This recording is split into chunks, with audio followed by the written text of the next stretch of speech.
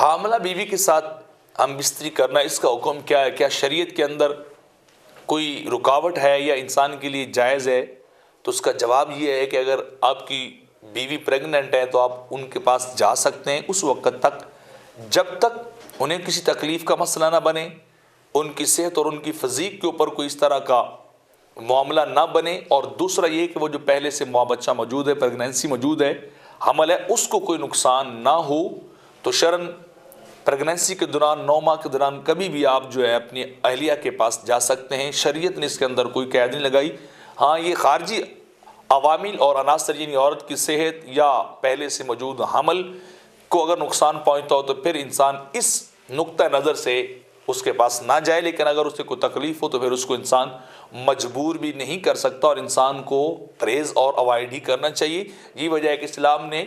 ایک مرد کو 4 عورتوں سے نکاح کی اجازت اس لیے دی ہے کہ بعض اوقات پریگنینسی کے معاملات ہوتے ہیں، بعض اوقات ڈیٹ کے معاملات ہوتے ہیں، یا اس طرح کے اور بھی، یعنی بندہ ملک سے باہر بھی ہوتا ہے، تو وہاں انسان بدکاری اور زنا کی طرف جانے کی بجائے اگر وہ نکاح کر لے تو جائز ہو سکتا ہے کہ ایک بیوی یہاں پاکستان میں اور دوسری بیوی آپ کی وہاں ہو۔ تو یعنی یہ سہولت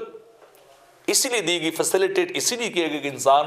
غلط کاری سے بچ سکے۔ تو اگر ایک بیوی کے پاس نہ جائے تو پھر دوسری بیوی کے پاس انسان چلا جائے۔ بہرحال حمل کے دوران انسان اپنی اہلیہ کے پاس جا سکتا ہے جب تک اسے تکلیف نہ ہو۔